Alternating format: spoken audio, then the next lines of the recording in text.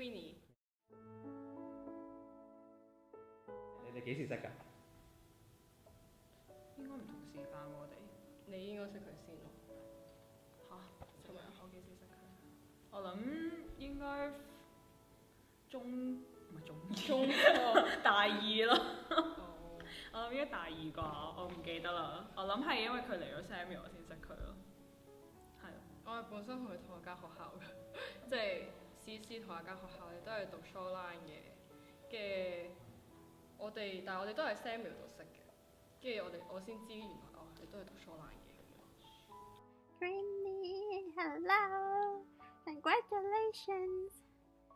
So sad 我嚟唔到你嘅 commencement 啦，但係我真係好戥你開心㗎。仲帶埋我嘅 best friend Poo。你對佢嘅第一個印象係點㗎？佢好後生咯，但我發覺原來佢細我1年啫。係，所以我覺得自己好老。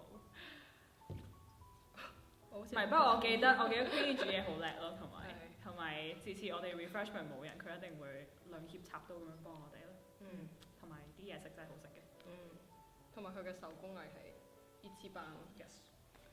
我仲記得咧，我對你嘅 first impression 咧，就係你啱啱嚟嗰陣係嗰陣覺得你好細個啦。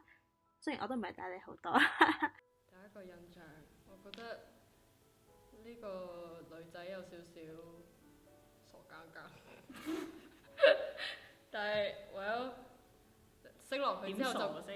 唔知個樣個感覺，但係之後即係識得佢多啲之後就覺得，其實佢都幾有條理嘅有陣時。係我嗰陣覺得你可能會同其他即係細啲嘅人一樣，會好講鞋咁樣啦。但係咧之後我哋係同一個 small group 啦，跟住就發覺原來你唔係咁樣嘅喎，你係好識諗啦，好 sweet 啦，又會好為身邊嘅人着想啦，又好為屋企人着想啦，真係好好喎。你同佢有咩特別嘅趣事，或者有咩特別嘅地方係充滿你同佢嘅回憶？溫哥華隻雞俾你講。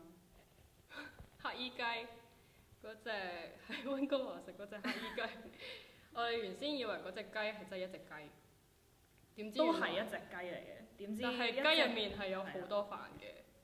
我哋其實仲食咗，其實係一隻10倍嘅糯米雞，冇錯之後一半係雞，全部都係飯，仲有好多栗子。之後我哋4個食咗，有冇一半啊？差不多，係，之後發覺原來我哋4個都唔係食好多嘢嘅。冇之後錯，嗰個雞真係畢生難忘，就犧牲咗啦我都唔知點講？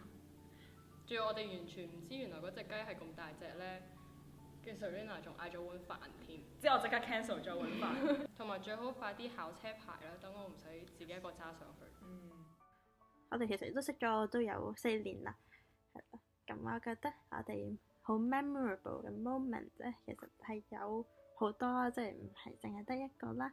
咁例如係我記得唔知舊年定前年啦，我生日嘅時候，我哋一齊喺我屋企同埋 Ophelia 同埋 Cindy，我哋整海鮮飯啦，跟住好好玩啦，跟住又好開心嘅。跟住近啲嘅咧，就有我哋一齊去 Uniqlo 試衫啦，跟住好好玩啦，跟住係咯，就好 fun 咯，真係。咁其實 anytime 我覺得我哋一齊 hang out 咧，我都係好開心，同埋係咯，都係覺得係好 sweet 嘅 moment，係好 enjoyable 咯。因為我哋其實都真係好多嘢可以 share 啦，又可以知道我哋係 support each other 嘅。咁第一個印象，當初識佢到而家，都係咁傻咯。但係佢煮嘢應該好咗嘅，我諗。靚女咗，大個咗，你暗示緊佢意思？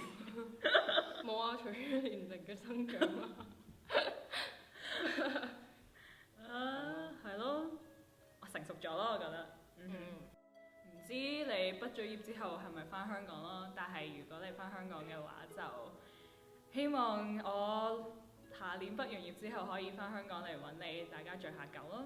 但係如果唔係，咁最好你都留返去美國，咁我哋就可以食啲好食啲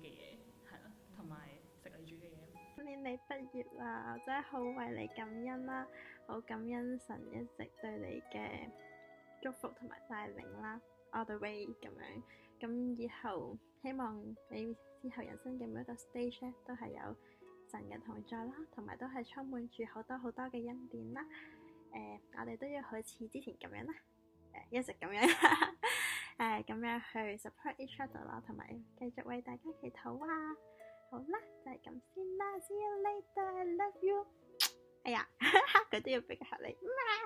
你走咗之後就冇咩人可以同我一齊煮嘢食同整甜品，除咗 Randy， 但係即係會少咗一個好好嘅朋友咯，喺呢邊又差不多年紀，又曾經到同一間學校咁樣。即係我記得嗰陣時，我哋一齊讀 Shoreline 嘅時候，你係有俾好多意見我啊咁樣樣，係咯，會好唔捨得咯。希望你